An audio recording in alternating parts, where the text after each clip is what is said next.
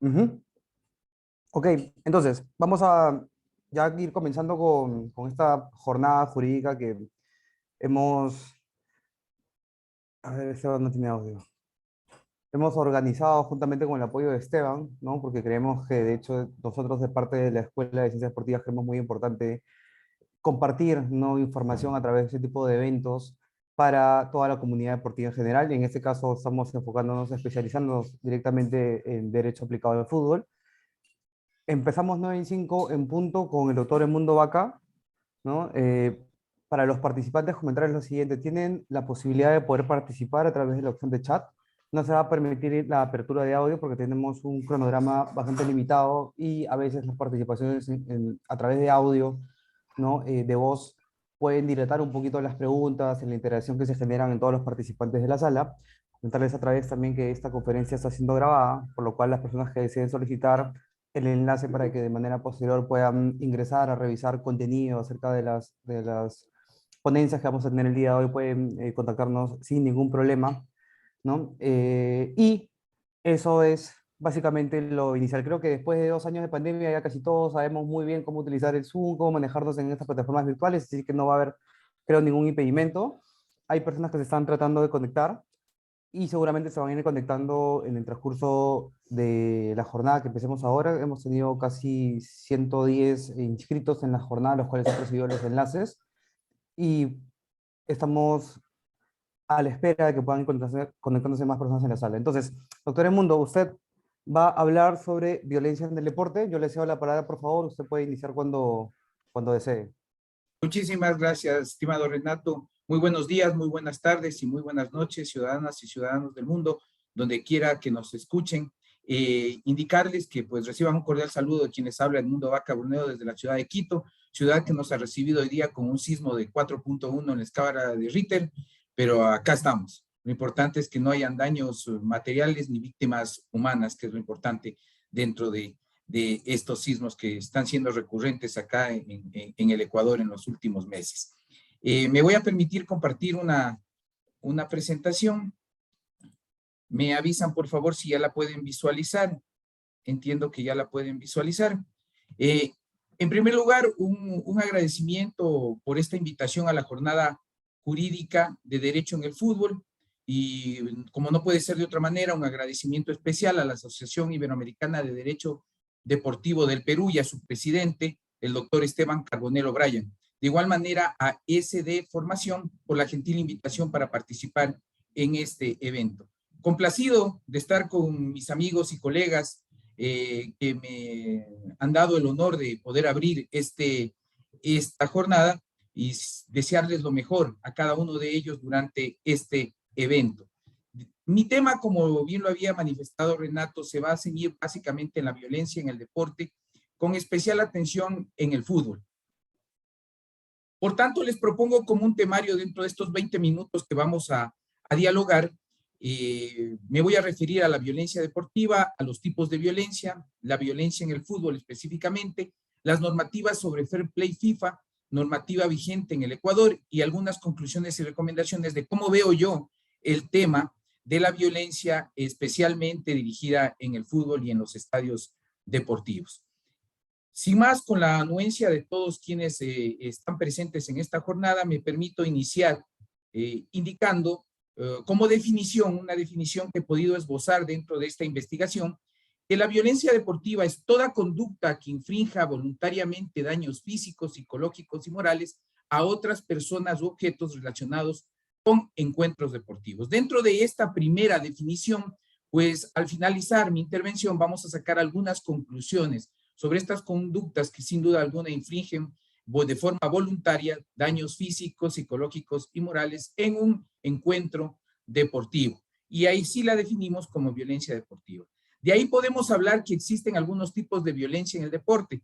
Como su definición lo decía, hay la violencia física y psicológica. De igual manera, el acoso entre iguales, que a veces se lo conocemos como el bullying deportivo. El tercero, los abusos sexuales. El cuarto, el machismo. El quinto, racismo y xenofobia. Y el sexto, la fobia contra los grupos GLTBI más.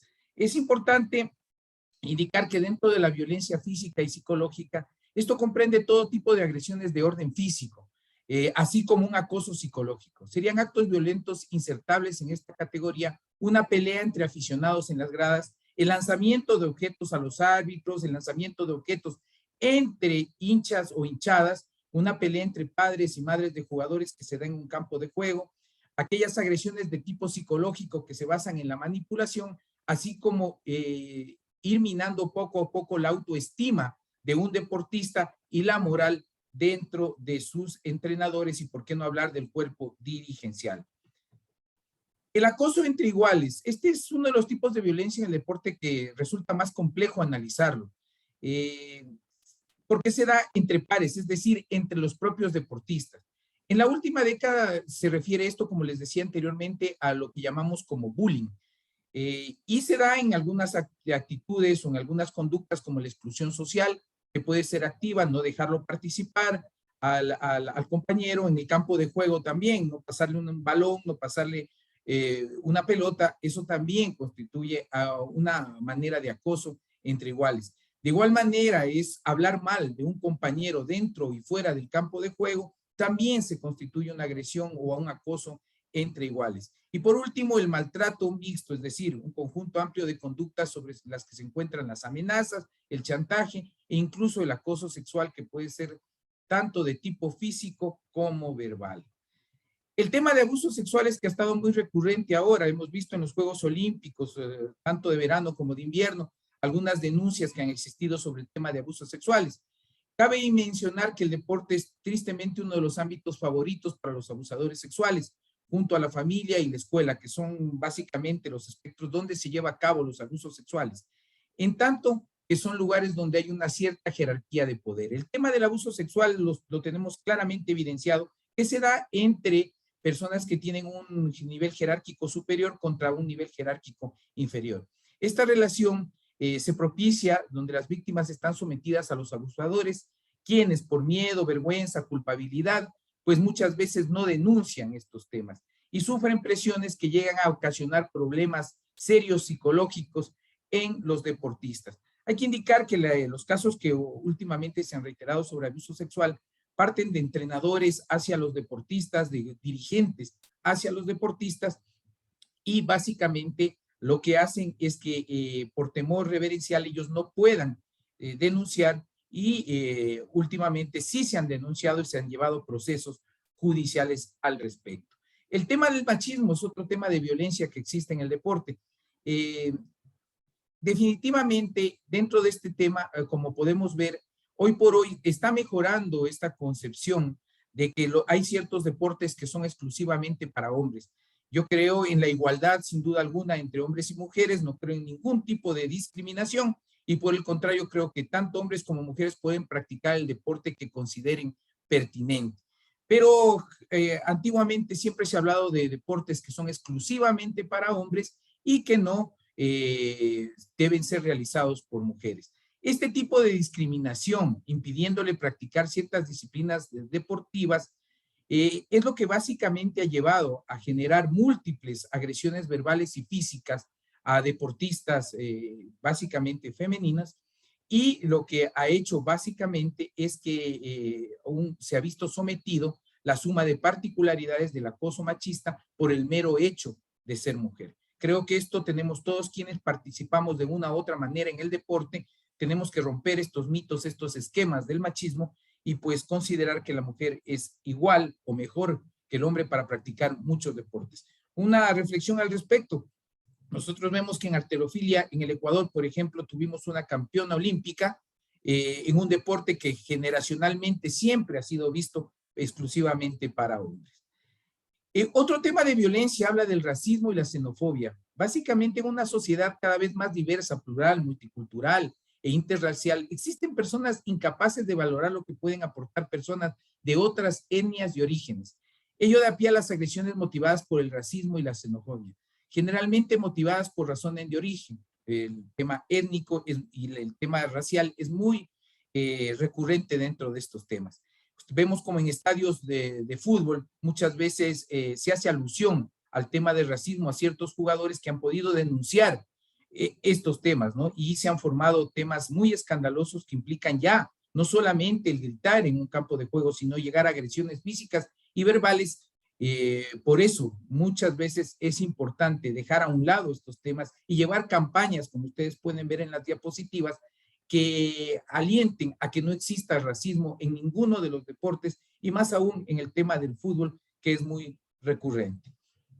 Este nuevo tipo de violencia que habla de la LGBTI-fobia, básicamente es la discriminación hacia personas por razones de orientación sexual e identidad de género. Las agresiones a personas homosexuales se basan tanto en las ya vistas en la violencia física y psicológica que revisamos anteriormente, como muchas veces el acoso entre iguales.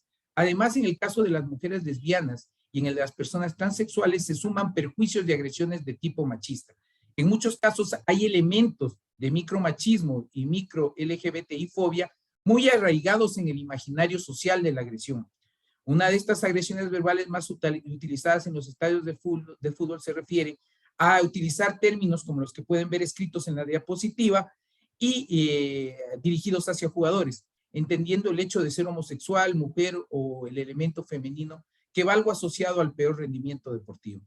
Creo que estos temas también deben ir mejorando y deben ir cambiando dentro de la construcción que todos apoyamos para que exista un deporte en igualdad de condiciones y sin ningún rasgo de violencia o discriminación. ¿Cómo veo yo dentro de esta investigación las estadísticas de violencia en el deporte? Creo que los deportes donde se encontramos más rasgos de violencia están en el fútbol y en el fútbol sala, que aglutinan casi la mayor cantidad de un 100% que me he permitido traerles como un dato estadístico. Y de este se registra que estas dos disciplinas abarcan un 99.4 de violencia en el deporte, el 90.1 en el fútbol y el 9.3 en el fútbol sala. Debemos dejar también claro que existen otras prácticas deportivas que identifican algún acto violento, como son el balonmano con un 0.4%, el baloncesto con un 0.1% y el rugby con un 0.1% de igual manera. Una vez definido y una vez abarcado los primeros tipos de violencia, me voy a centrar en estos minutos a hablar sobre la violencia con especial énfasis en el fútbol. Para ello, yo debo indicar que a criterio de quien les habla, este no es un tema nuevo. Hoy nos llama la atención la violencia en el fútbol, sin embargo, es necesario retrotraernos en el tiempo para comprender cómo fueron los brutales inicios de este deporte. Al origen fue considerado como un mecanismo para batir y aniquilar al enemigo, porque ese era el sentido de las victorias. Tan es así que en Inglaterra, la primera pelota utilizada para jugar fútbol fue la cabeza de un soldado romano muerto en batalla.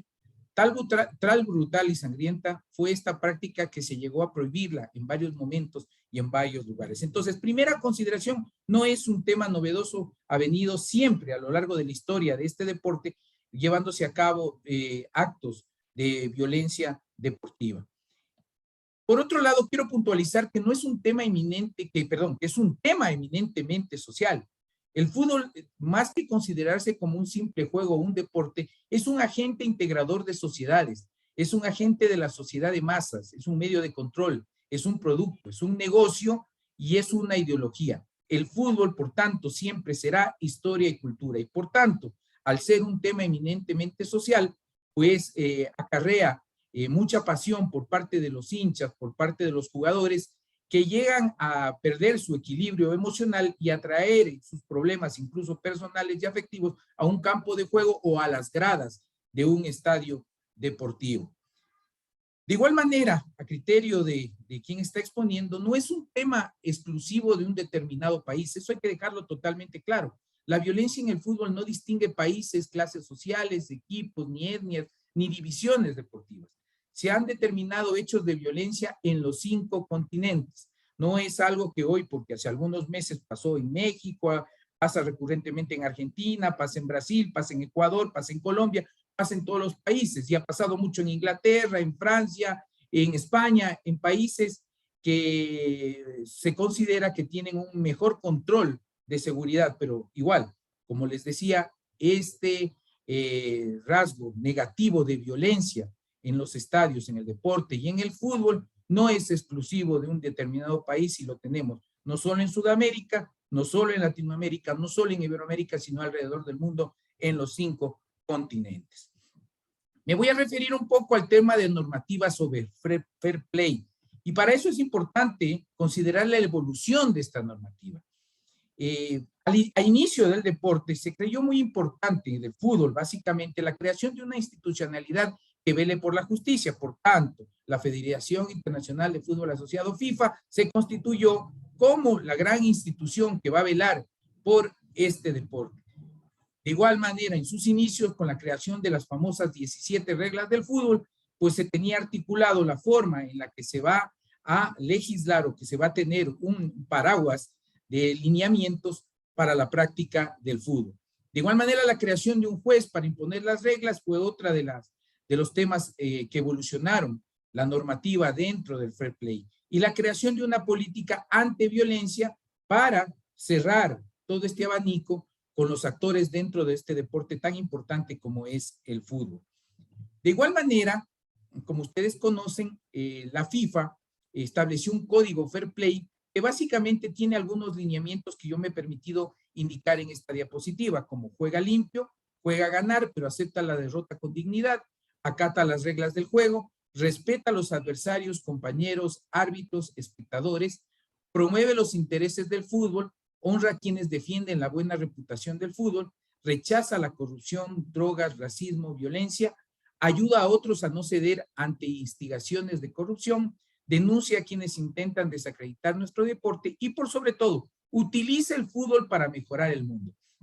Creo que estos lineamientos que trae el Código Fair Play de FIFA básicamente nos hablan de que el juego tiene que ser limpio dentro de un campo de juego y también en las gradas con los aficionados para la práctica de este deporte. Traigo como innovación para esta jornada el documento elaborado por FIFA que se llama Código de Conducta en el Estadio 2022, que es básicamente para el Mundial Qatar 2022. Este documento entró en vigencia el 6 de marzo del 2022 y, como les decía anteriormente, ha sido creado por FIFA para los partidos de la Copa del Mundo a llevarse a cabo en noviembre de este año. ¿Qué es lo más importante y relevante dentro de este código de conducta en el estadio 2022? Primero, nos habla del acceso al estadio y manifiesta que toda persona debe someterse a control de seguridad. Eso es importante entenderlo, se reafirma en tener mayor control de seguridad en el acceso al estadio. Me parece que también es importante, hubiese sido importante que en este código de conducta se establezca el control en el entorno del estadio, que es muy importante, no solamente dentro, sino también fuera del mismo. El tema de objetos prohibidos se distingue dentro de este código entre los objetos prohibidos y los objetos peligrosos. Son dos temas y dos definiciones totalmente diferentes, los que no pueden ingresar y los que ya constituyen una amenaza para la integridad física de aficionados, jugadores, dirigentes, es decir, de todas las personas que se encuentran dentro de un estadio deportivo. De igual manera, el tema de comidas, bebidas y bienes consumibles. Se habla de que solamente podrán ingresarse dispensadores individuales que no superen los 100 mililitros. Eso es importante porque más grandes que esos dispensadores ya podrían también constituirse como un efecto o como un objeto que puede ser pues, utilizado para causar algún daño a alguna persona que se encuentre en el escenario deportivo. Las banderas y objetos con mensajes políticos ofensivos y comerciales. Queda totalmente prohibido para este mundial el ingreso de todo material político, ofensivo o discriminatorio. Creo que con eso también se hace una lucha adecuada en contra de la discriminación, que es importante mantenerla dentro de todo estadio deportivo. De igual manera, el tema de la utilización de dispositivos electrónicos, musicales y de telecomunicaciones, quedan prohibidos equipos que puedan provocar fallo en una señal de retransmisión deportiva. Me parece que alguien está ahí activado el micrófono. No sé si lo puede apagar, por favor. Le agradezco mucho. Para transportarla, cable de 9 metros de extensión. Esta es una locura. Gracias, muy gentil. Todo el mundo, ya lo desactivé. Perfecto, muy gentil, gracias. Pues nada. De igual manera, el Código de Conducta en el Estadio 2022 nos habla de otros objetos que están prohibidos su ingreso. Y estos objetos pueden comprometer la seguridad pública, dañar la reputación de la competición, y esto va a quedar a entera discreción de los organizadores. Ellos podrán indicarnos cuáles son los objetos que no van a poder ser ingresados en el estadio para poder llevar a cabo el encuentro deportivo. De igual manera, y el tema más importante es el comportamiento en el estadio, y se establece que toda persona debe comportarse de forma que no provoque daños, lesiones, alarma, peligro, malestar a los demás, ni daños materiales dentro del estadio. Creo que con este código, con estas reglas básicas y esenciales, que yo me he permitido traerles un resumen, básicamente se establece cómo se va a llevar a cabo ahora esta cita mundialista, a la cual todos esperamos, a la cual mi Ecuador del Alma se encuentra ya convocada, y esperamos que el hermano pueblo peruano de igual manera pueda ganar su repechaje y pues estar en esta cita mundialista. Me voy a referir en estos minutos a la normativa en el Ecuador, básicamente que habla sobre violencia. El artículo 397 del Código Orgánico Integral Penal define como contravención en escenarios deportivos y de concurrencia masiva y establece que serán sancionados con trabajo comunitario de 50 a 100 horas y prohibición de ingreso a todo escenario deportivo o de concurrencia masiva hasta por un año la persona que escale las mallas de protección del escenario principal.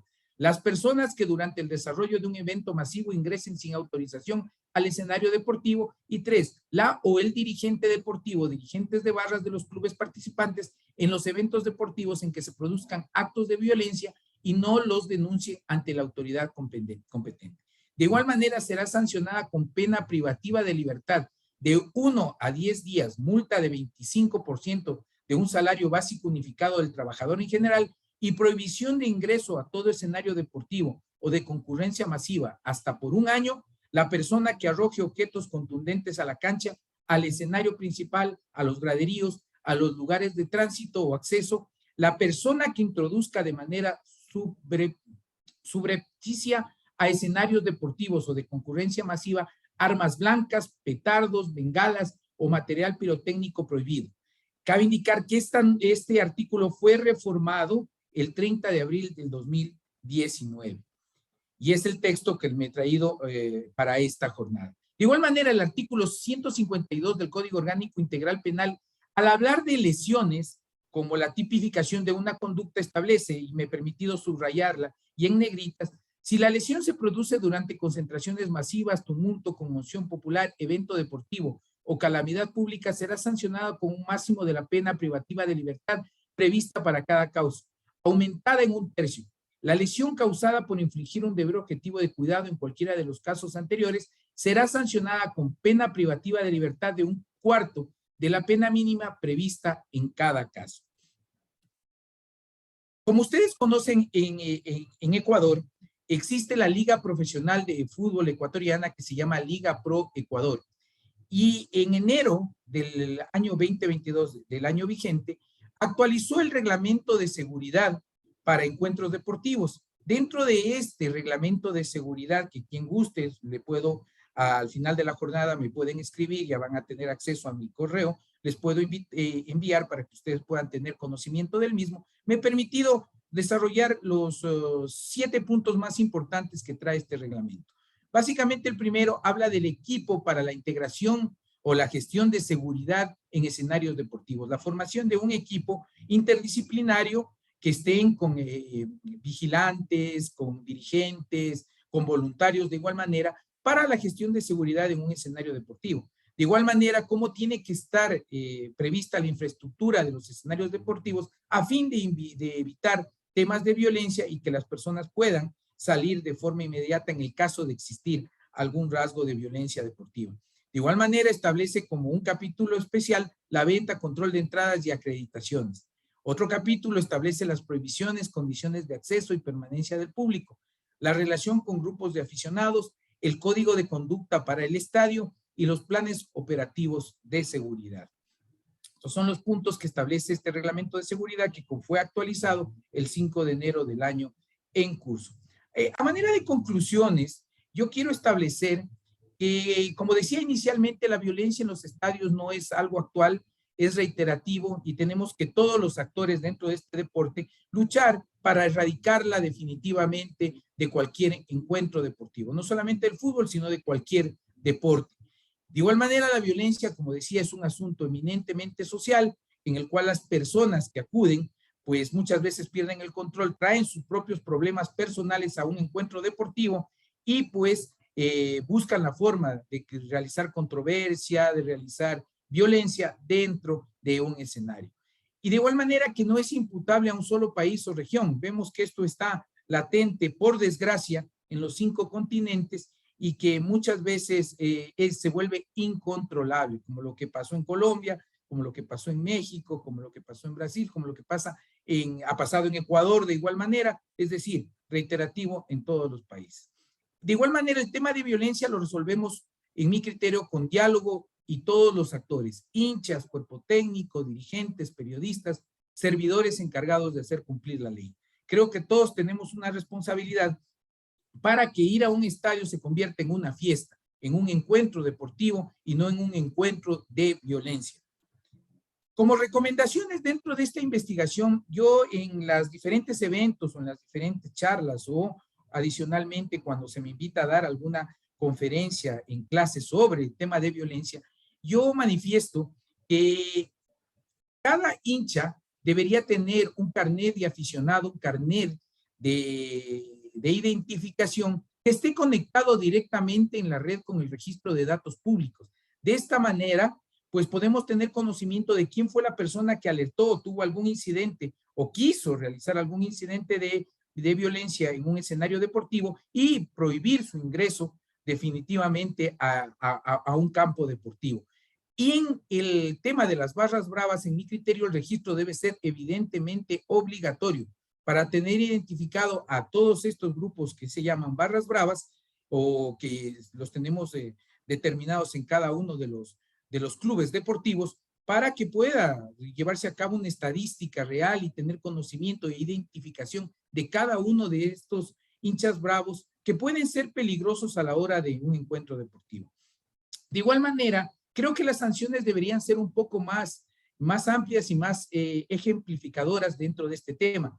En caso de incidentes, yo considero que, por ejemplo, en mi legislación que se hablaba de 1 año, esto debería ser por más tiempo, lo cual resultó beneficioso en otros países como Inglaterra, que podrían ser de 3 a 10 años, inclusive de prohibición de acercarse a un encuentro deportivo. Creo que eso va a dejar claramente como una forma de ejemplo al resto para no causar ningún tipo de acto o conducta que pueda traer algún conflicto dentro de un escenario deportivo. Creo que es muy importante realizar campañas de no violencia, no discriminación permanente. Yo siempre soy un admirador de la Liga MX en México, que siempre al inicio de sus partidos establece cierto tipo de mensajes que dan muchas veces contra el machismo, muchas veces contra la no violencia, incluso dependiendo cada celebración que se realiza en el mundo, pues creo que eso es importante que todos tomemos como un buen ejemplo y que previo al inicio de cualquier encuentro deportivo se hagan campañas de no violencia, de no racismo, de no xenofobia en el deporte. De igual manera, realizar capacitaciones permanentes en valores a los miembros de las barras bravas. Yo he tenido en mi programa de televisión invitados de barras bravas de algunos clubes que reclaman este tipo de atenciones que se les dé, que se acerque un poco más la dirigencia, que se acerque un poco más a los hinchas y de este modo puedan tener permanente contacto a través de campañas, de trabajo en conjunto para erradicar la violencia. Los líderes de estas barras no son necesariamente gente violenta. Yo, como les digo, he tenido en mi programa de televisión invitados, los cuales hacen inclusive labor social.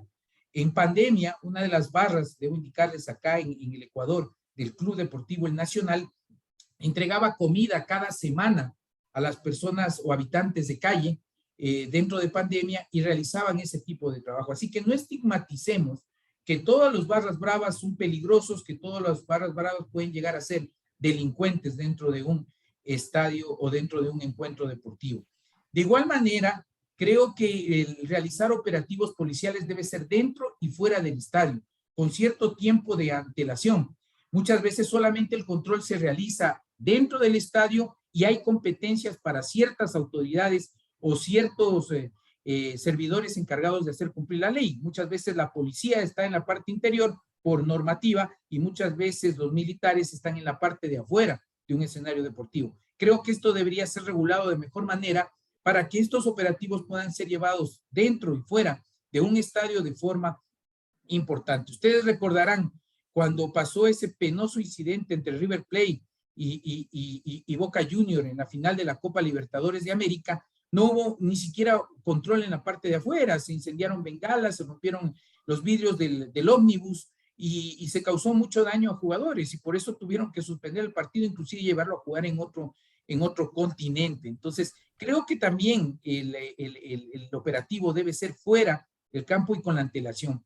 Dividir o distribuir las barras dentro del escenario deportivo siempre será importante.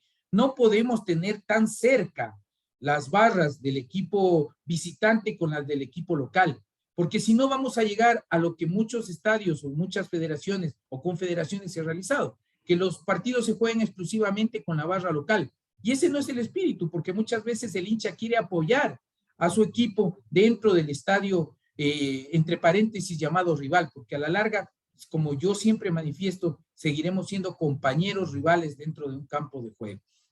De igual manera, la dirigencia no puede ser ajena a lo que pasa con sus aficionados. La dirigencia tiene que ser activa, preocuparse de las hinchadas, no solamente del tema de contrataciones, no solamente del tema futbolístico, sino también ver desde lo personal, entre sus jugadores y también dentro del tema de hinchadas o barras bravas. Por eso también es importante que a sus jugadores, esta dirigencia, siempre les mantenga en procesos psicológicos, terapéuticos, porque el jugador de fútbol es un ser humano que también tiene problemas familiares, problemas personales, y eso hace que muchas veces en un campo de juego también pueda llegar a tener algún rasgo violento. Eso tiene que estar controlado a través de profesionales en psicología que puedan ayudar a los jugadores a tener un control y un equilibrio emocional a la hora de practicar el deporte. Yo al finalizar quiero dejarles con esta frase muy importante que me he permitido construirla. Vivamos el fútbol como vivimos los domingos en familia, comprendiendo que el encuentro dura 90 o 120 minutos y que el adversario es el compañero rival y la hinchada contraria es parte de la familia del fútbol. Si nosotros comprendemos esta premisa o esta frase, creo que vamos a poder llevar un encuentro deportivo en un estadio como lo que siempre hemos querido, la fiesta, y la fiesta del fútbol que ha vuelto al Ecuador. Dejo ahí mis datos para cualquier persona que quiera comunicarse, siempre a las órdenes, reiterando, creo que he sido justo con el tiempo.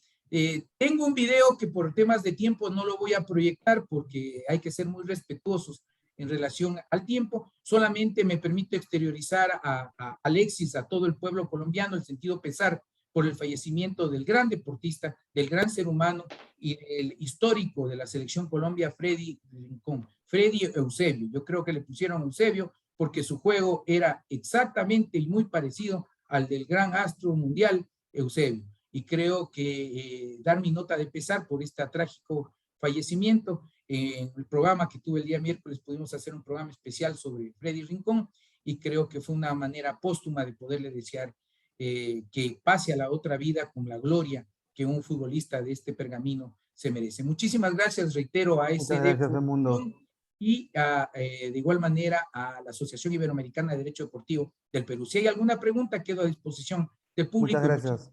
Muchas gracias, Edmundo. Por favor, a todos los participantes que deseen interactuar con el doctor Edmundo para ir continuando un poquito de resolver algunas consultas de su exposición que acaba de terminar, pueden hacerlo escribiéndole directamente al chat en modo directo. Ustedes tienen una opción hacia la derecha, una opción de chat, en el cual tienen un ingrediente que dice enviar a, y ahí pueden poner todos o pueden escoger una persona en específica.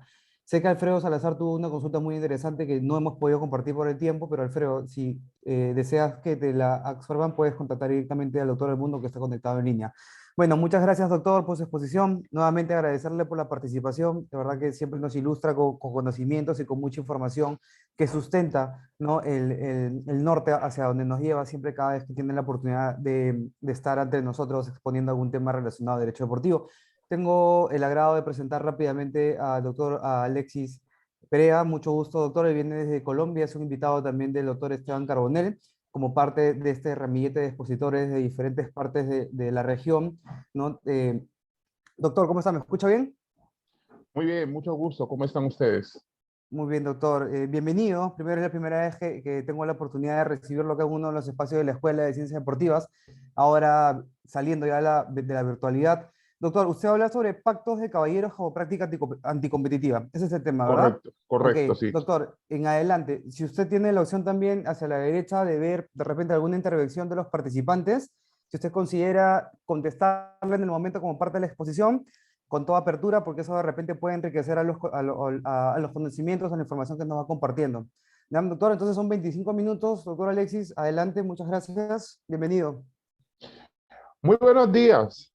Primero que todo, le doy gracias a Dios por esta oportunidad de compartir nuevamente con mis hermanos del Perú.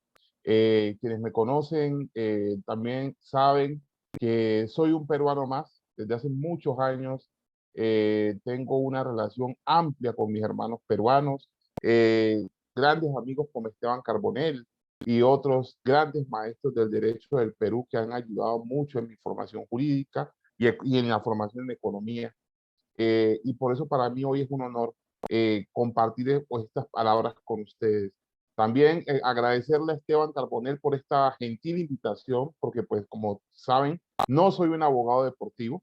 Sin embargo, gente como Esteban Carbonell, como Javier Avilés, como Edmundo Vaca, suelen equivocarse conmigo invitándome a este tipo de eventos para tratar de mezclar un poco lo que es el derecho de la competencia, que es a lo que me dedico, con el derecho deportivo. Y el tema del que hoy les quiero hablar es un tema del que se encuentra muy en actualidad. Y digo en actualidad porque se ha vuelto recurrente en Iberoamérica y en muchos países hablar de los llamados pactos de caballeros. Pactos de caballeros, que se entienden como aquellos acuerdos a los que llegan los directivos de los clubes de algunas ligas para intervenir directamente en temas que tienen que ver con los mercados deportivos, en especial con aquellos mercados que hacen referencia a las transferencias de jugadores y a los emolumentos o a los pagos que estos jugadores van a recibir. En particular, hablar del derecho de la competencia se asocia principalmente como aquella situación en la cual existen dos competidores, dos empresas principalmente, que debaten, que luchan, que pujan en el mercado por ganarse la preferencia de los consumidores. Siempre cuando hablamos de competencia tenemos esa idea principal, lo cual en principio es correcto. Sin embargo, el derecho de la competencia se ha convertido con los años en un derecho interdimensional, como yo le digo. Contaba yo en alguna ocasión que en 1952, a Japón llegó un pasajero a Tokio, en el aeropuerto de Tokio, el cual cuando se presenta en la cabina de inmigración, presenta un pasaporte de un país denominado Tauret.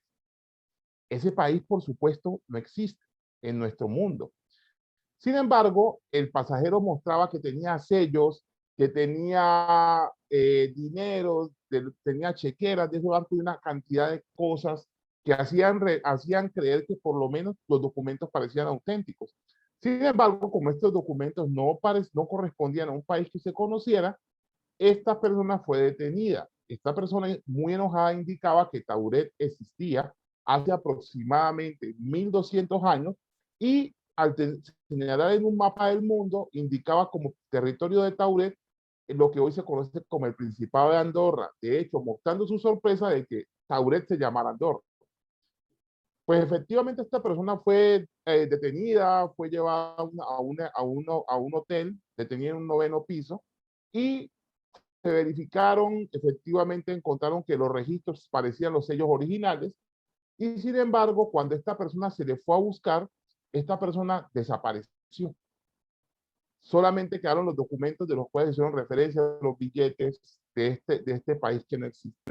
Y esto es lo que los amantes de la física teórica llaman como el caso de Tauret o el hombre de Tauret, en lo cual hacen referencia a que esta persona efectivamente sí estaba mostrando documentos originales, solo que esta persona de alguna forma había entrado en una brecha espacio-temporal y como consecuencia de ello había hecho un viaje internacional.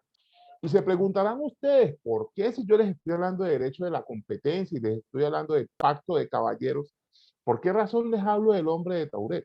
Y es porque el derecho de la competencia se ha convertido en los últimos años en ese viajero interdimensional, en un área del derecho que se ha vuelto transversal, interdisciplinaria, un área que no solamente permea la economía, que es de donde surgen sus principales conceptos, sino que cada vez se relaciona más con otras áreas del derecho. Normalmente, por ejemplo, en mi ejercicio profesional, cuando yo hablo de derecho de la competencia o cuando yo litigo en derecho de la competencia, puedo estar el lunes en una audiencia donde me hablan de un cartel empresarial en materia de contratación pública y quizás el martes esté en uno de licores, quizás el miércoles esté en uno de fútbol y vamos viendo cómo los distintos mercados se van permeando por esta área del derecho de la competencia.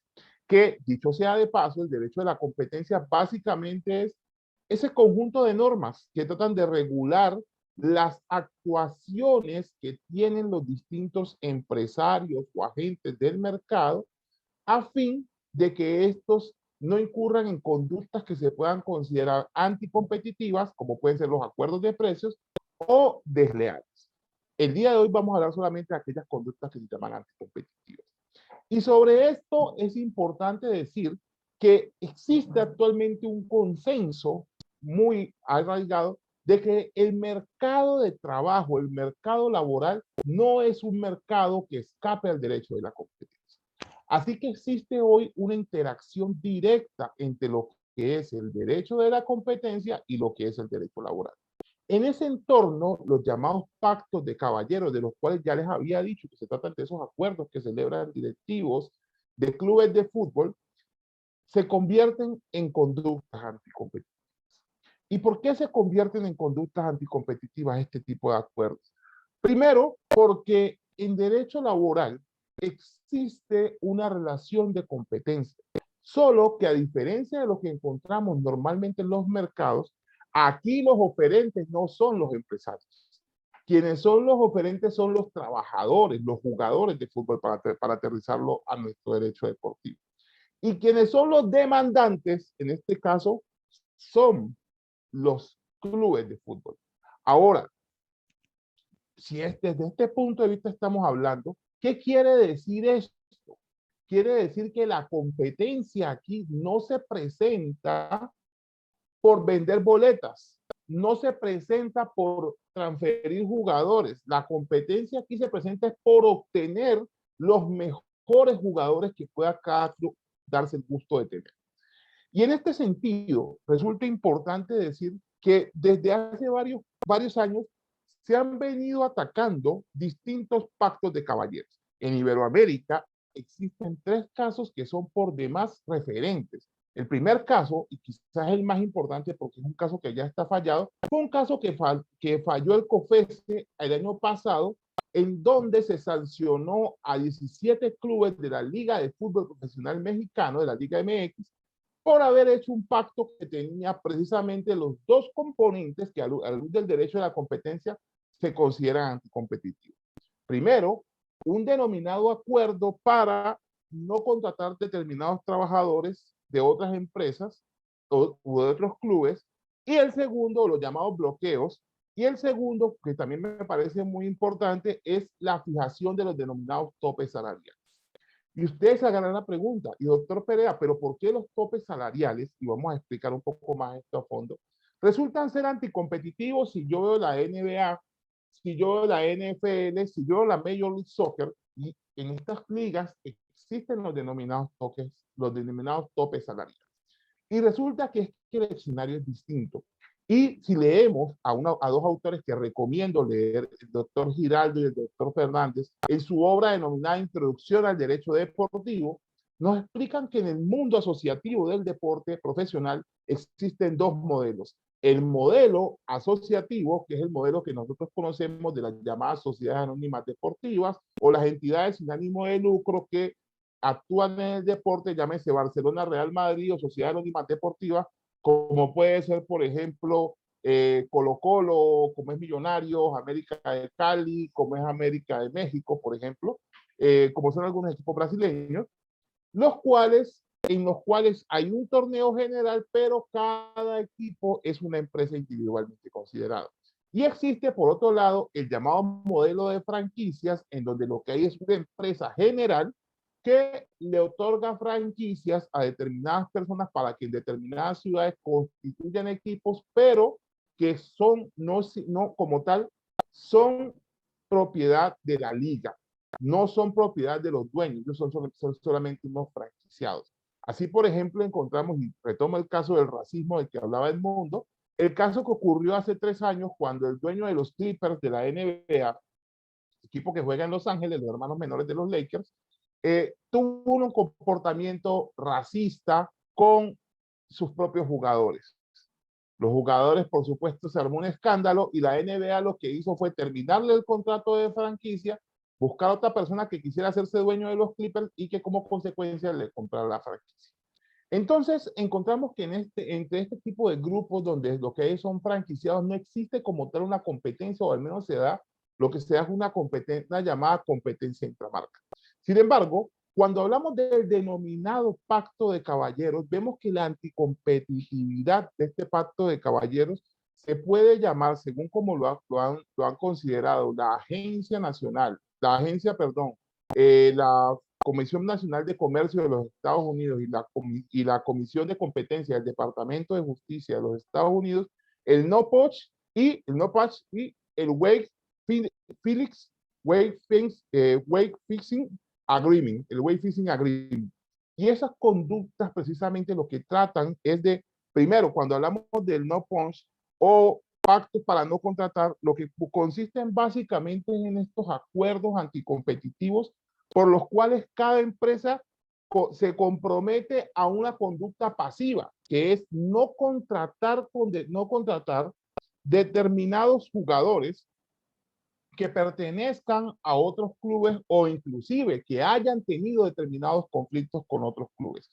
En este ejemplo, por decir algo, encontramos lo que les hacía referencia, el caso mexicano. En Portugal también ocurrió un caso que generó inclusive una medida cautelar por parte de la autoridad de competencia de Portugal, en donde ya era un acuerdo firmado por los clubes de primera y segunda división, donde se comprometían a no fichar jugadores que no hubieran participado o que se encontrasen sin club antes de la temporada 2019-2020.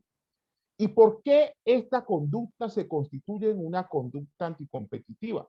Porque de esta manera decisiones que son individuales y que pudieran ser estratégicas para un determinado competidor, en lugar de tomarse individualmente por cada competidor, se están tomando de manera colectiva, limitando la posibilidad de que estos compitan de manera libre en el mercado.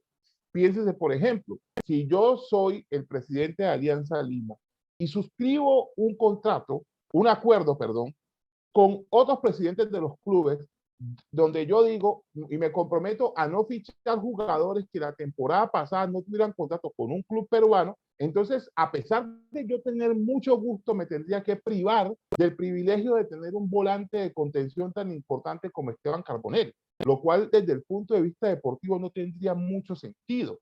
Pero entonces encontramos otro tipo de conducta, y fue la que ocurrió presuntamente en Colombia. Es un caso que acaba de abrir nuestra Superintendencia de Industria y Comercio. Básicamente, ¿en qué consistía este caso? Según lo que cuenta la Superintendencia de Industria y Comercio, había un pacto de caballeros entre determinados clubes del fútbol colombiano, los cuales, cuando un jugador de fútbol abandonaba la disciplina de un club, renunciaba a un contrato de trabajo, daba por terminado un contrato de trabajo, porque estos clubes no le pagaban sus prestaciones sociales, estos clubes no le daban lo que le correspondía o no pagaban, estos clubes sencillamente se enviaban, aparentemente, según lo que dice la superintendencia, correos electrónicos diciéndole, por ejemplo, el jugador XY me declaró la terminación del contrato, favor, y nadie lo contrata. Y los demás clubes se abstenían de contratar. El jugador YZ está alegando que yo le pagué, pero yo aquí tengo un contrato vigente con él por un año más. Por favor, nadie lo contrate. Y los demás clubes se abstenían de contratarlo.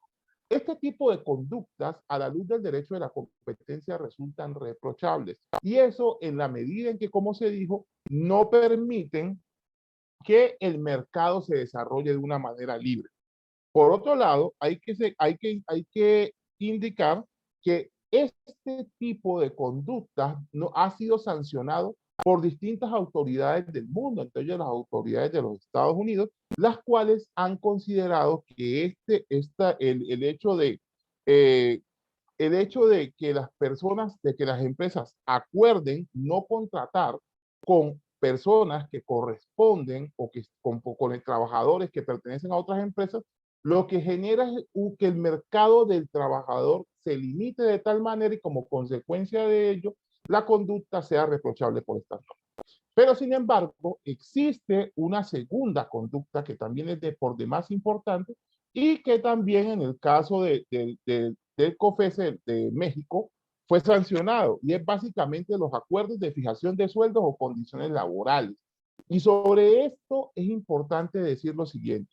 Como les decía yo en un principio, económicamente la situación o la relación laboral genera una inversión en la posición que usualmente suelen tener las empresas en materia de derecho de la competencia. Pues pasan de ser los oferentes a ser los demandantes.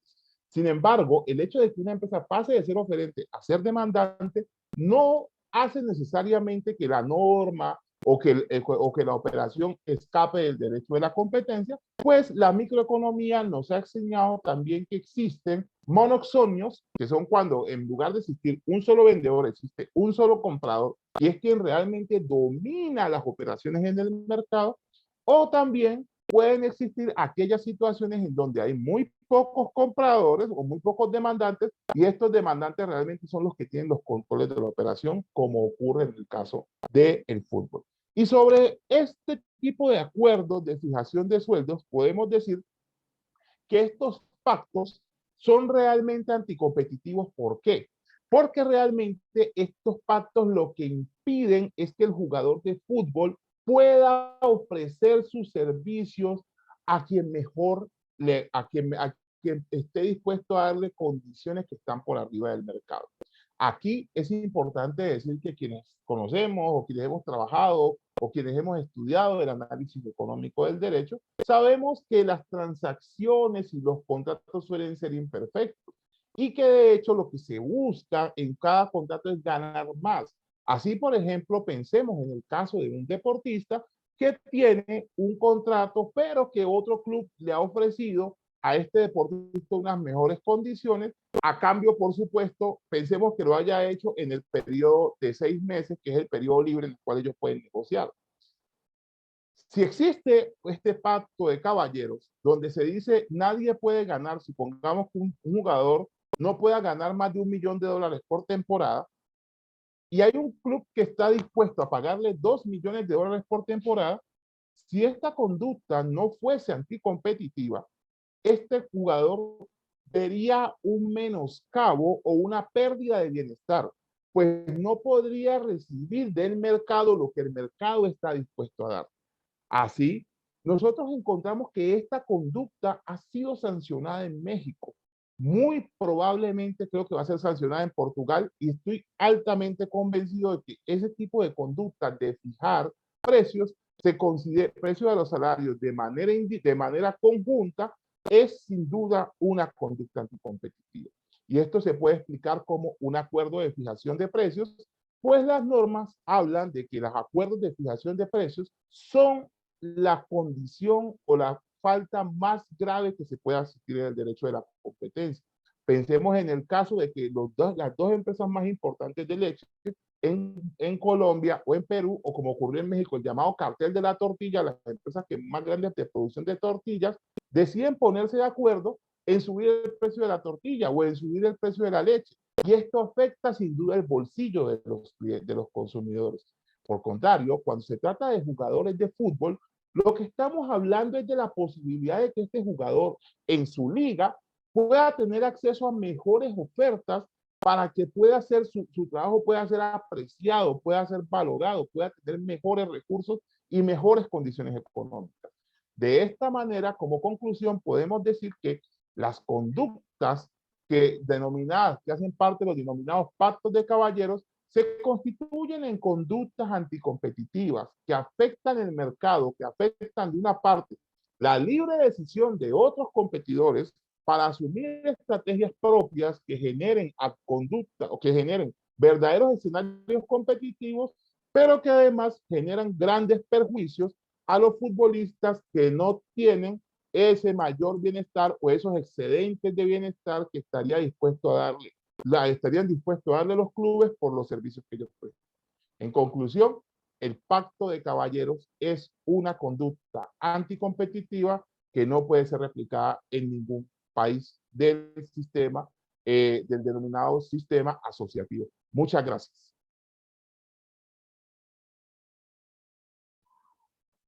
¿Aló, se me escucha? ¿Sí? ¿Se me escucha? Sí, bueno, muchas gracias, doctor Perea, por la intervención. Es un tema, de mi parte, un poco conocido, de Pacto de Caballeros, pero sin duda es muy importante conocer, ¿no?, cuáles son las normativas internacionales y cómo se puede manejar en estos casos, ¿no?, en esta casuística que usted está comentando. Para las personas que están interesadas en saber más acerca del tema que ha desarrollado doctor Alexis Perea, les pido por favor de que de igual manera tengan la libertad de contactarlo por él en la opción que tenemos hacia la derecha de chat para poder acceder a algunas consultas o dudas que no se han podido desarrollar durante el tiempo de su conferencia.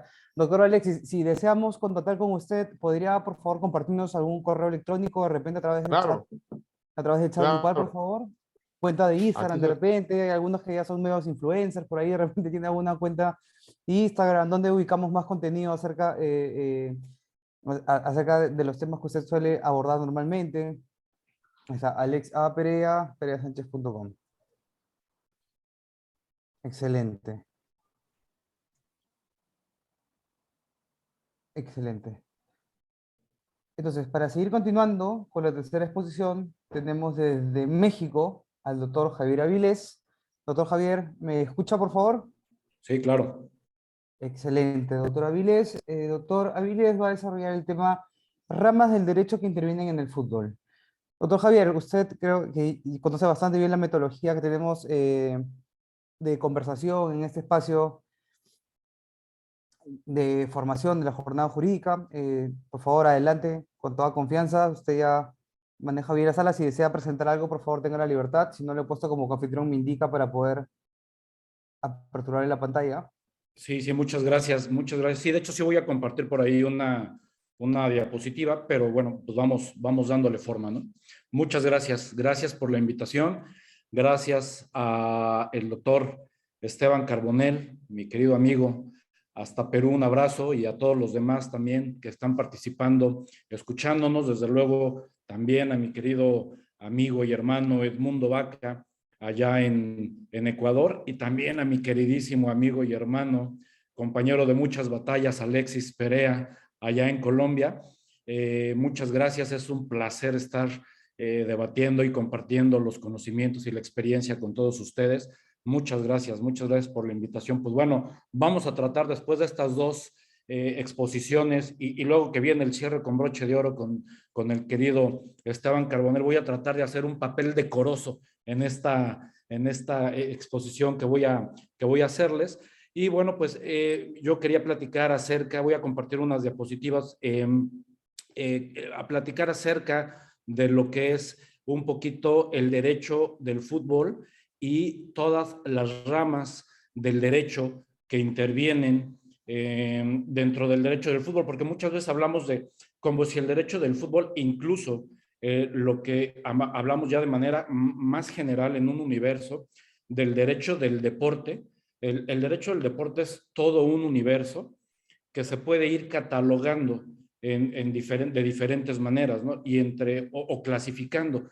Y entre esa clasificación, pues encontramos una de muchas, que es el derecho del fútbol, que quizá en cuanto a los deportes, el fútbol es el que más legislación y más desarrollado está en materia legislativa, ¿no? Tiene más normas, más reglas a partir de que la misma FIFA tiene dentro de su organigrama un área que se encarga de elaborar, ¿no?, todas estas regulaciones que van a intervenir precisamente en lo que es el derecho del fútbol, y que difícilmente alguna otra disciplina deportiva organizada y profesional tienen desarrollados tanto como lo tiene desarrollado el fútbol, y le falta muchísimo, ¿no? Pero es a quien le podemos atribuir al fútbol, que tiene mucha mayor legislación. Incluso algunas otras ramas deportivas profesionales toman muchos puntos de lo que ya está desarrollado en el fútbol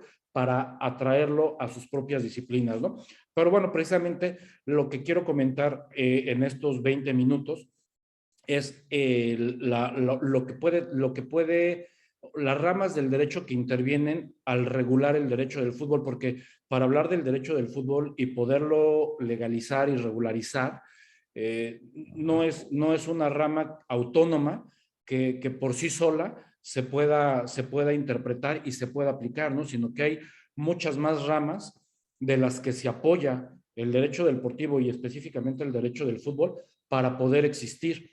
Y bueno, precisamente la parte que vamos a hablar es, pues quizá tratar de definir lo que es el derecho del fútbol, los aspectos o rubros que puede tocar el derecho del fútbol, la problemática que hay en el derecho del fútbol en Iberoamérica y que quizá a lo mejor es en todo el mundo, y bueno, llegar a unas conclusiones.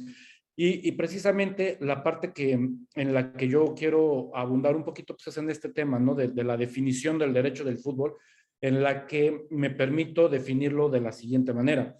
Es conjunto de toda regulación nacional e internacional, pública y privada, aplicable al fútbol asociado y federado, registrado ante las distintas federaciones de fútbol de los países agremiados a la Federación Internacional de Fútbol Asociación FIFA, como deporte, como espectáculo, como negocio de clubes, como negocio de jugadores, como ente de mercadotecnia, como empresa de responsabilidad social y en general de cuantos aspectos de la vida cotidiana pueda alcanzar.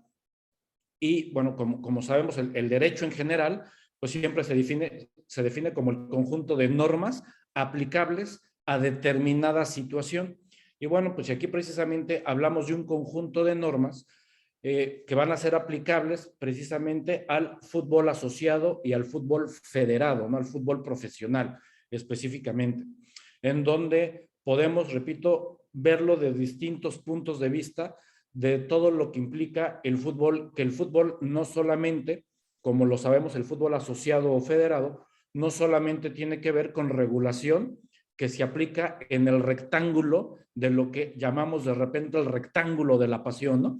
No solamente es en la cancha, sino que la regulación se da sí en la cancha y sí también en la parte que está extra cancha, ¿no? Fuera de la cancha, incluso muchas veces hasta de pantalón largo, ¿no? Ya ahorita, precisamente en los dos anteriores ponencias de tanto de Edmundo como de Alexis, escuchábamos, ¿no? Cómo Alexis hablaba de regulaciones y de acuerdos que hay de pantalón largo en la parte del fútbol, ¿no? Precisamente con los famosos pactos de caballeros, que, bueno, acá en México también, en algunas otras oportunidades que he tenido de participar en conferencias y en ponencias, que he hablado también de ese tema, pues acá en México decimos, ¿no? Que ese pacto de caballeros, acá en México le decimos pacto de bandoleros, ¿no? Porque son a veces, o la mayor parte de las veces es abusivo en contra del jugador, ¿no? Y también de lo que hablaba Edmundo, ¿no? De lo que sucede, fíjense, de lo que sucede en el fútbol con los aficionados, ¿no? Que incluso está regulado no solamente al deportista y al directivo, sino también está regulado para la afición, en donde la afición debe de tener determinado comportamiento dentro de los estadios de fútbol, incluso dentro y fuera de los estadios de fútbol. Lamentablemente, comentaba precisamente Edmundo, ¿no? De lo que acaba de suceder hace no mucho acá en México con el tema de Querétaro, que seguramente todo el mundo hoy que sabe un poco de fútbol, sabe de los acontecimientos que pasaron hace cerca de un mes, un poquito más, un poquito menos. Y no obstante eso, ayer todavía en la concentración del equipo de las Chivas de Guadalajara, Ayer los aficionados, una barra de aficionados que andan por muy mal momento el equipo de Guadalajara, pasó en su hotel de concentración, que un grupo de barristas se concentró para recibirlos en su hotel y también ahí hicieron algunos desmanes, ¿no? O sea, la violencia no se ha acabado a pesar de lo que sucedió hace poquito en Querétaro y está rebasando a las autoridades de la Liga Mexicana de Fútbol, los está rebasando y necesitamos poner fuertes sanciones para poder erradicar ese tema que cada vez está creciendo y se está saliendo de control. Pero bueno, para hablar precisamente de este tema y regresar un poquito a lo que es el derecho del fútbol, pues les decía, es tan amplio el derecho del fútbol que tenemos que precisamente tener que desmenuzar en cuánto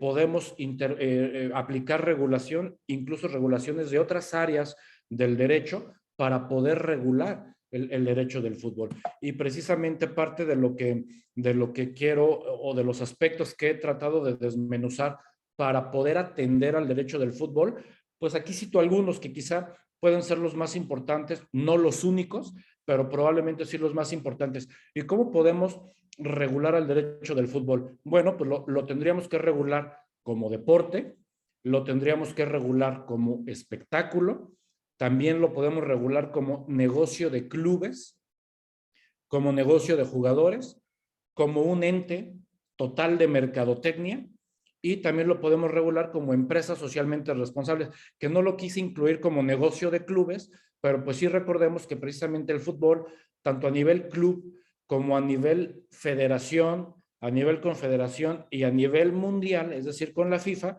bueno, pues también el fútbol es un ente que tiene que ver con la parte social, ¿no? Con generar precisamente y aportar a que el fútbol sea un ente que beneficie a las sociedades, que beneficie el tejido social y que sabemos que el deporte en términos generales siempre va a ayudar a regenerar y a restituir y a tener una sociedad en paz, ¿no? El deporte y el fútbol en particular, ¿no?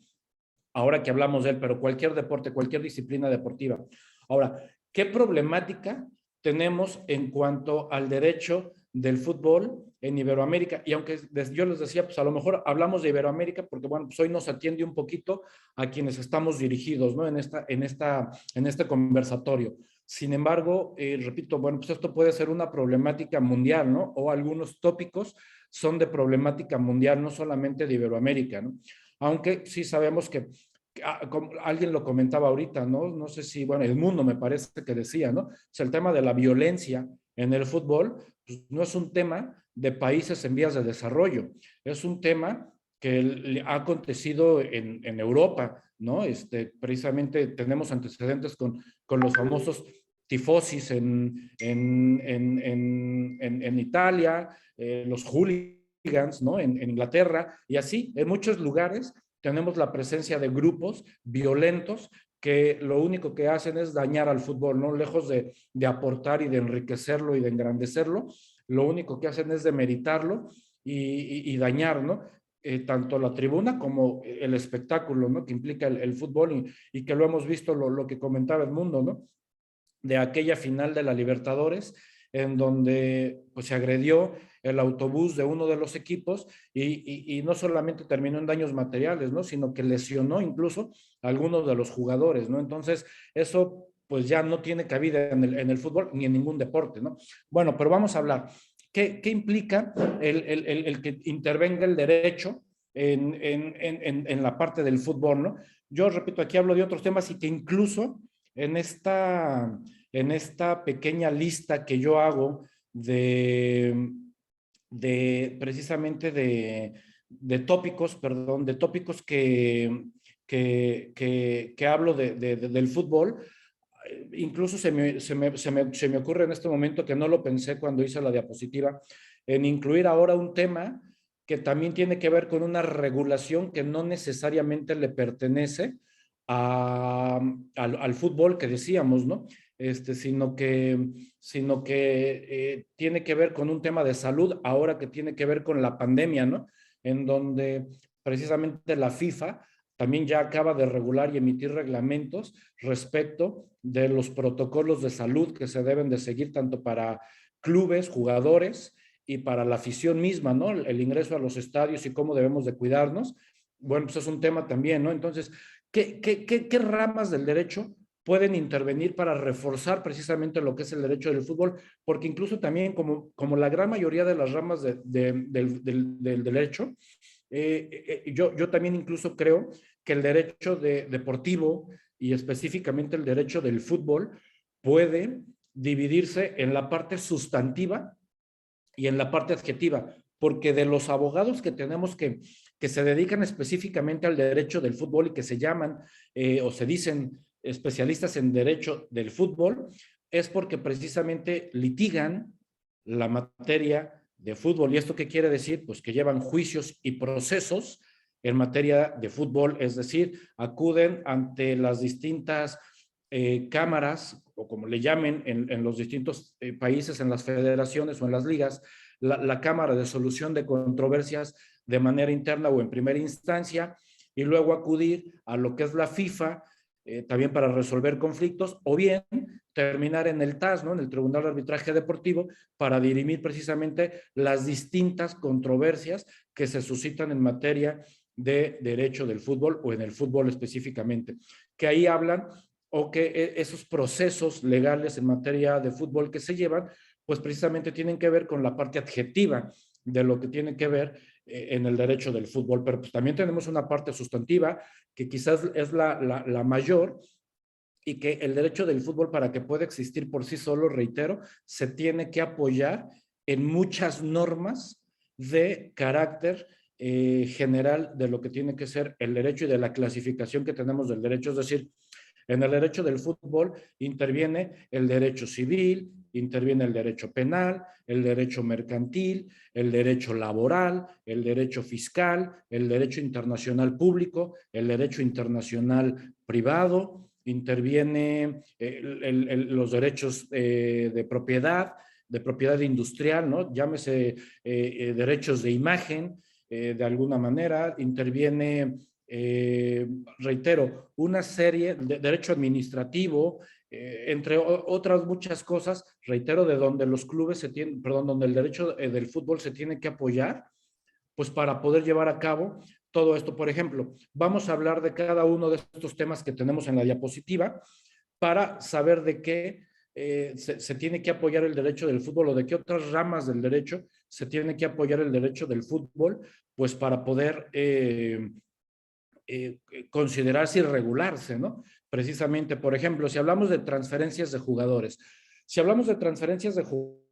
bueno, pues inicialmente estamos hablando, pues sí, del derecho laboral, evidentemente, sin embargo, también estamos hablando a veces hasta del derecho internacional, ¿no? Precisamente donde cuando se habla de que un jugador se transfiere, a lo mejor no estoy hablando de clubes de la misma liga, ¿no? Sino cuando ya tiene que haber transferencia de jugadores, por ejemplo, de Brasil a España, ¿no? Contrataron a Neymar de la liga paulista o de la liga brasileña a la liga española. Entonces, bueno, pues en esa transferencia de jugadores, evidentemente es que se tiene que atender a la regulación de ambos países, ¿no? Y a un derecho internacional, evidentemente, tanto público como privado. ¿En qué tiene que ver? Pues en cuanto a que se hace esa negociación por los derechos federativos de Neymar, que se tiene que ir de la liga brasileña a la liga española.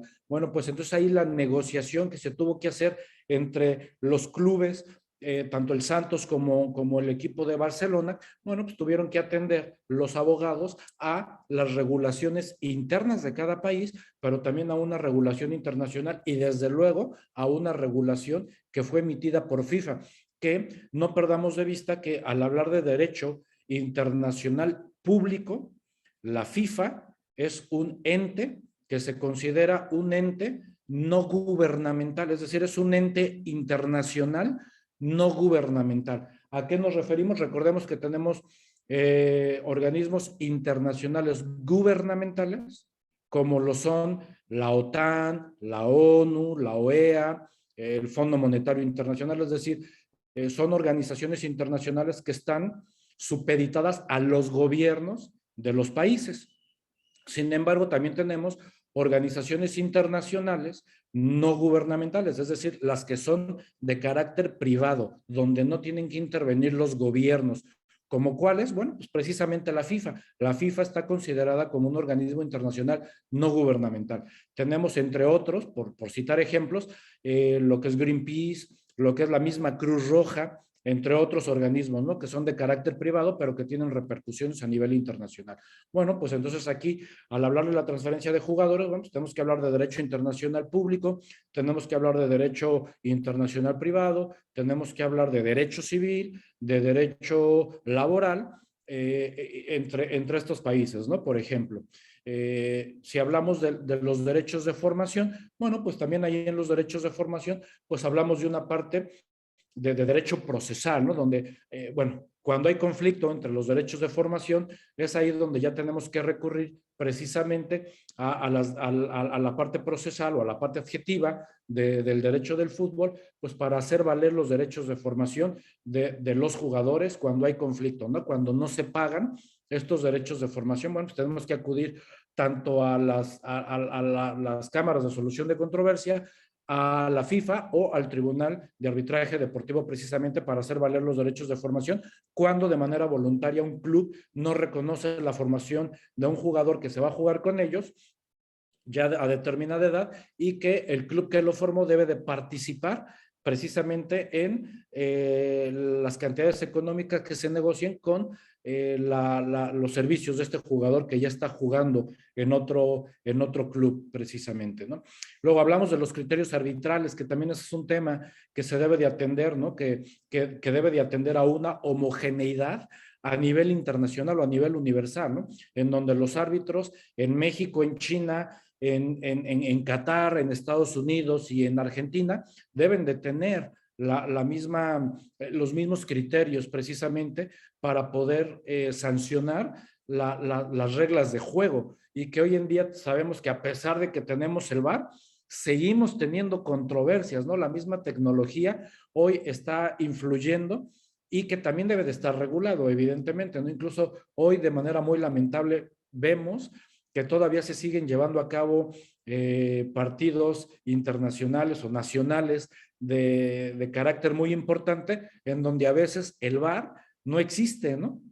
Incluso acá, por ejemplo, en CONCACAF, les puedo comentar que en estas eliminatorias de Mundial de Qatar 2022, la mitad de la eliminatoria en CONCACAF se jugó sin VAR, ¿no? Imagínense, ¿no? Ya por ahí a partir de la mitad de las eliminatorias se empezó a jugar ya con el VAR, pero bueno, pues acá se tiene un tema muy ríspido en la CONCACAF precisamente por el tipo de fútbol que se juega en el Caribe, sobre todo, que hay muchas islas, muchísimas islas, en donde el fútbol todavía ni siquiera es profesional y es semiprofesional, y todavía nos encontramos con mucha falta de técnica, en donde hay más golpes que fútbol, ¿no? Y donde muchas veces selecciones como la de México, la de Canadá, la de Estados Unidos, la de Honduras, de Salvador, que ya están un poquito más avanzadas, bueno, se tienen que estar cuidando mucho los jugadores porque hay muchísimas lesiones, ¿no?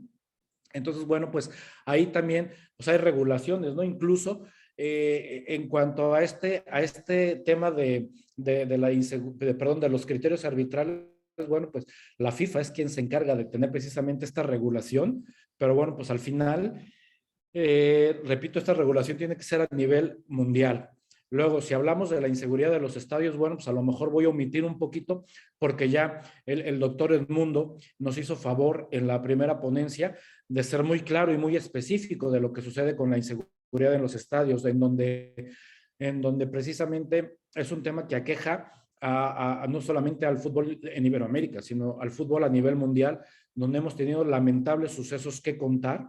Y que, bueno, pues también ahí precisamente está regulado, incluso el derecho penal tiene mucho que ver, porque como lo comentaba Edmundo en el caso de Ecuador, bueno, también en el caso de México, y que supongo que en el caso de la gran mayoría de los países que están agremiados a la FIFA, en sus códigos penales, es decir, aquí estamos hablando de un derecho que no es del derecho del fútbol, sino que es un derecho penal, en donde en los códigos penales está considerada la figura precisamente de la violencia en los estadios, ¿no? De la violencia en los recintos deportivos con eventos masivos, ¿no? Entonces, eso, bueno, pues también el derecho del fútbol se tiene que apoyar un poquito en el derecho penal, pues para tener que regular el tema de la seguridad o la inseguridad en los estadios, dentro de los estadios. Y precisamente que gran parte de esta inseguridad, voy al siguiente tópico, que es la formación de barras de los equipos de animación, mal llamados equipos de animación, porque no lo son, que realmente son barras en las gradas, y que muchas de estas barras, lamentablemente, están infiltrados gente de delincuentes, ¿no? Propiamente, ¿no? Hay que decirlo con todas sus letras, ¿no? En las barras de repente tenemos incursionados gente que se dedica a la delincuencia organizada y que de repente están por ahí inmiscuidos dentro de las barras o dentro de los grupos de animación o los grupos de apoyo de los equipos. Y lo que comentábamos acá, ¿no? De lo que sucedió en Querétaro hace poquito, de las investigaciones que hizo la Fiscalía General de Justicia del Estado de Querétaro, pues es que identificaba por ahí entre los agresores a gente de la delincuencia organizada, precisamente, ¿no? Y bueno, pues precisamente esa es la parte importante que tiene que haber en la regulación de la seguridad en los estadios y de estos grupos de apoyo, ¿no? Donde muchas veces acá en México, bueno, supongo que es también como en el caso de gran parte de Iberoamérica, a veces las mismas directivas apoyan y fomentan y apadrinan a estas barras donde reciben estímulos o boletos o algunas cantidades económicas para que estos equipos, perdón, estos grupos de animación apoyen a sus equipos en las diferentes sedes que van visitando, ¿no? Entonces, muchas veces son grupos de animación que son sufragados por las mismas directivas y que a veces las directivas no se dan cuenta que lo que están haciendo es precisamente alimentar la violencia y estos grupos delictivos que se cuelan a los estadios, ¿no? Entonces, esta parte también es importante regularla. Hablamos de un tema delicado que es el lavado de dinero.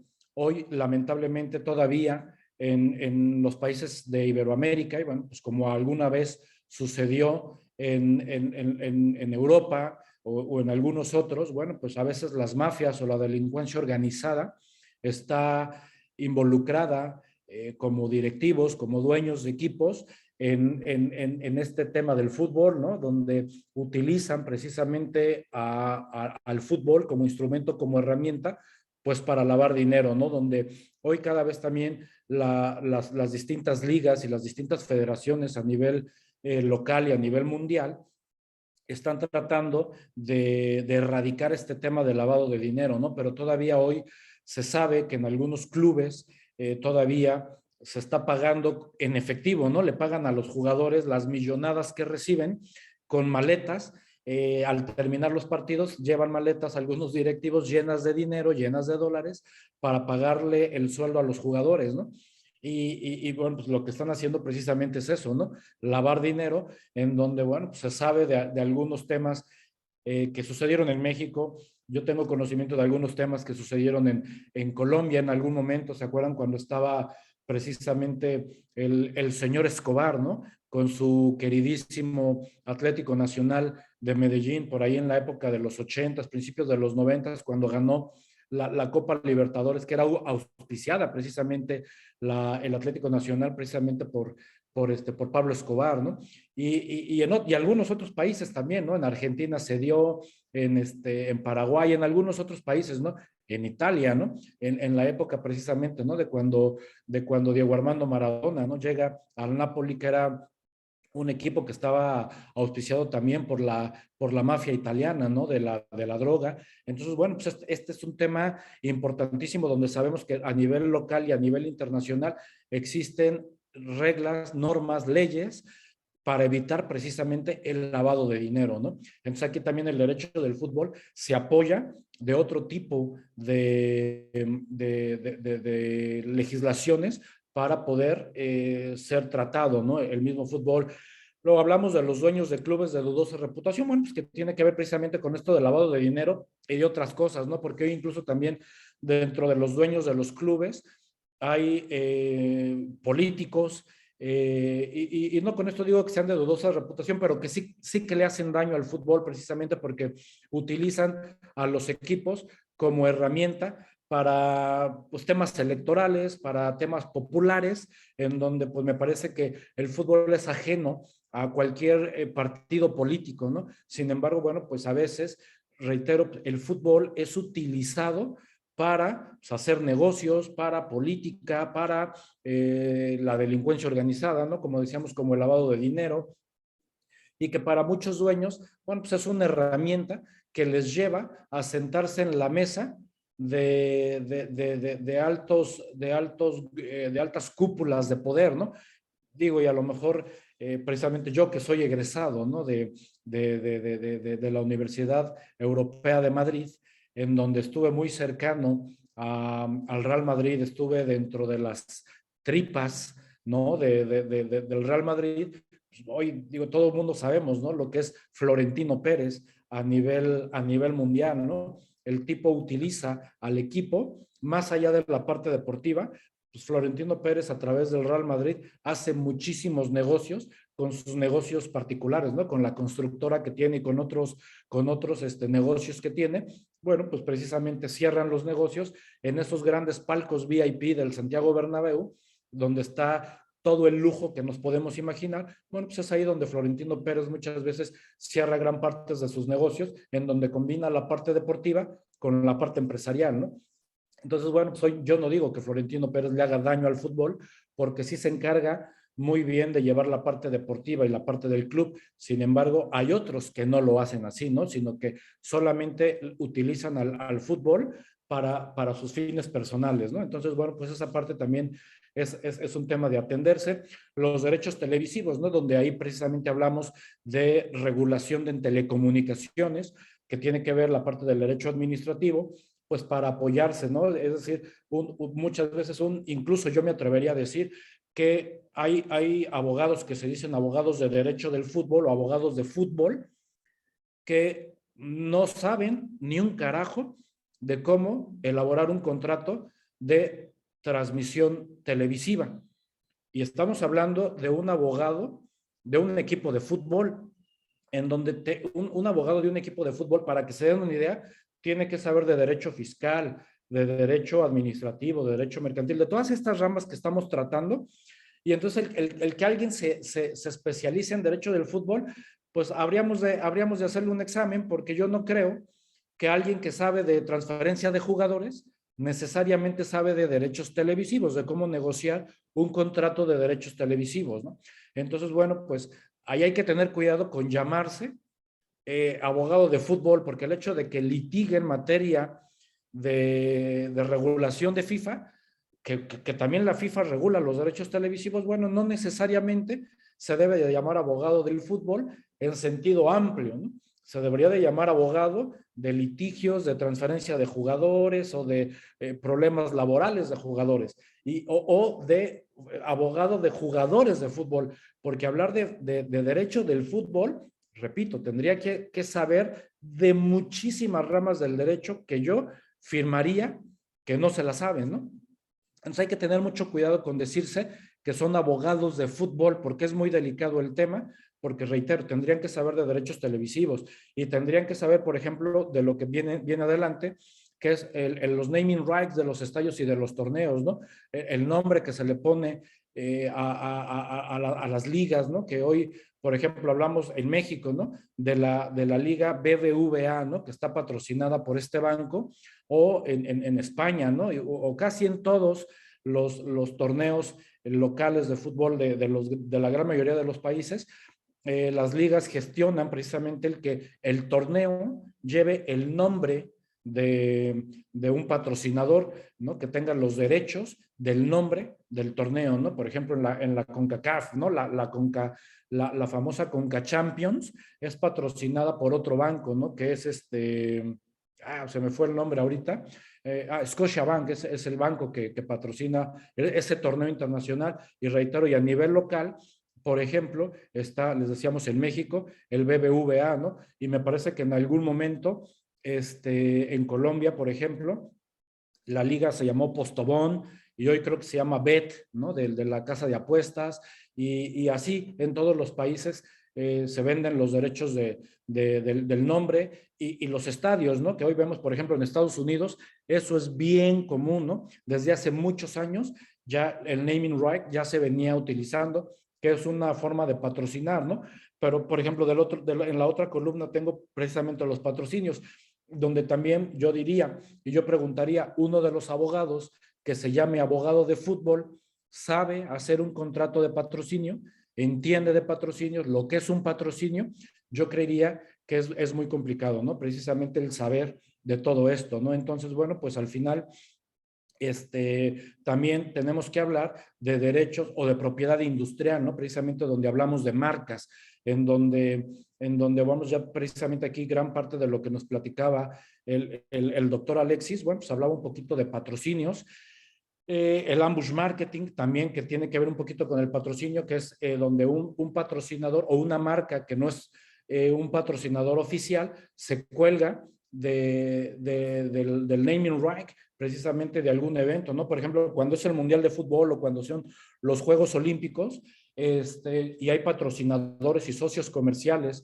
de la FIFA o del COI, otras marcas que no son patrocinadores oficiales, de repente asocian su marca y su producto a el evento que se va a desarrollar, ¿no? Entonces, el ambush marketing tiene que ver precisamente, o llamado también como la mercadotecnia de emboscada o parásito mercadotécnico, ¿no? Entonces, bueno, pues eso también tiene que ver y hay una regulación al respecto. Incluso la FIFA tiene una regulación muy específica que tiene que ver con el ambush marketing. Hablamos de defraudación fiscal, ¿no? Por ahí hay que platicar un poquito de lo que sucedió con Leo Messi, con Cristiano Ronaldo, que le hizo salir incluso de España, ¿no? Precisamente de algunos temas de regulación fiscal que no estaban cumpliendo y que los metía en problemas. Entonces también aquí hay que hablar de derecho fiscal. Repito, hablar de los derechos de imagen, pues es propiedad industrial propiamente, la corrupción que también hay dentro del fútbol, los malos manejos, las casas de apuestas, bueno, pues también es un tema que se tiene que ver en derecho penal, falta de pago a los jugadores o en general sus relaciones laborales, evidentemente tiene que ver con el derecho laboral de cada país y la intervención que hay de clubes, ¿no? Precisamente donde los gobiernos de repente tienen que intervenir clubes como empresas que son, ¿no? Como sociedades anónimas deportivas o asociaciones civiles o sociedades civiles que también de repente hacen malos manejos, donde hay corrupción, donde hay lavado de dinero y a veces el gobierno tiene que intervenir o cuando se están yendo a la quiebra, precisamente también hablamos de el derecho de quiebra, suspensión de pagos, que de eso también el doctor Esteban es un experto y que nos pudiera ampliar en algún otro momento acerca precisamente de la quiebra de los clubes, donde también, pues esto también le hace mucho daño al fútbol. Y así podemos hablar, decíamos, el derecho de la salud, donde si hablamos hoy del tema de la pandemia, bueno, pues hoy en el fútbol también ya tenemos regulación en materia de salud al respecto.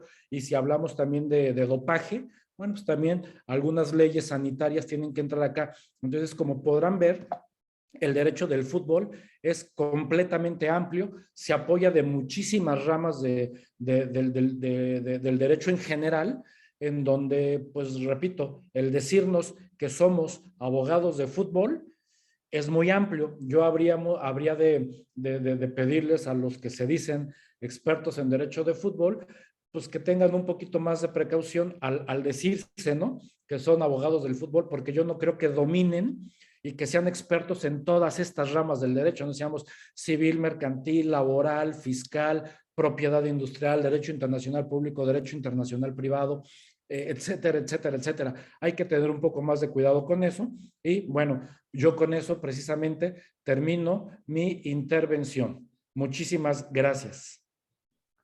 Muchas gracias, doctor Aviles. ¿Me escucha bien?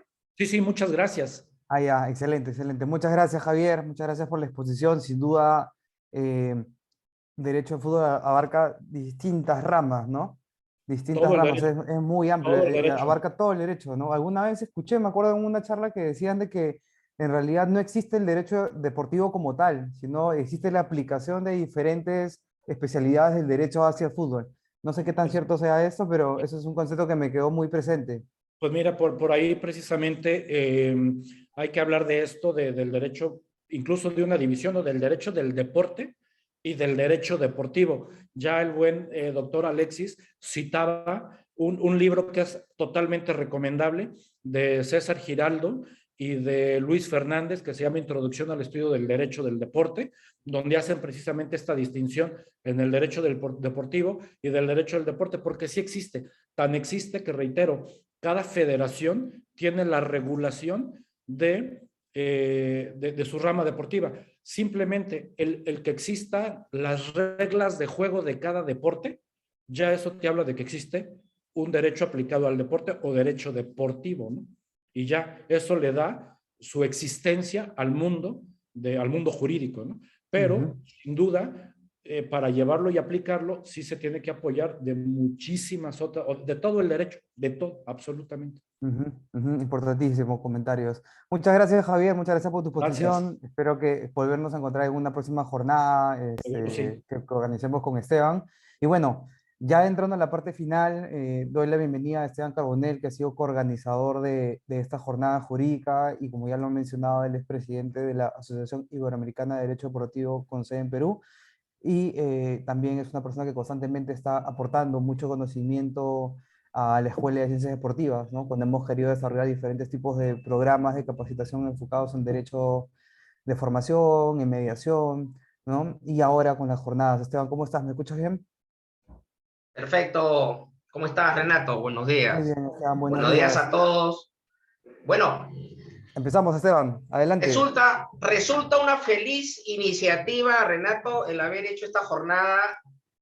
Pienso no haberme equivocado en invitar a mis grandes amigos, Alexis, Javier, mi querido patrón, un fuerte abrazo hasta México, y mi querido Edmundo hasta Ecuador, para exponer ciertos tópicos vinculados al derecho del fútbol, que, como bien lo dice Javier hace un momento, se torna como un crisol de conocimiento, ¿no? Yo quiero rescatar de cada una de las conferencias que han precedido esta conversación, que en el caso del fútbol particularmente se suscitan muchas controversias, ¿no? Conflictos, violencia, cuando eso debería estar apartado del mundo deportivo en general y en particular del fútbol. Sin embargo, el ser humano es imperfecto por naturaleza, ya lo había dicho mi querido amigo Alexis Perea, cuando habla incluso de las negociaciones propias que circundan el mundo del deporte, ¿no? Y termino con lo que bien señaló al final de su alocución mi querido Javier, cuando habla de la regulación, ¿no? La regulación, la parte normativa dentro del deporte, la instrucción, que es muy necesaria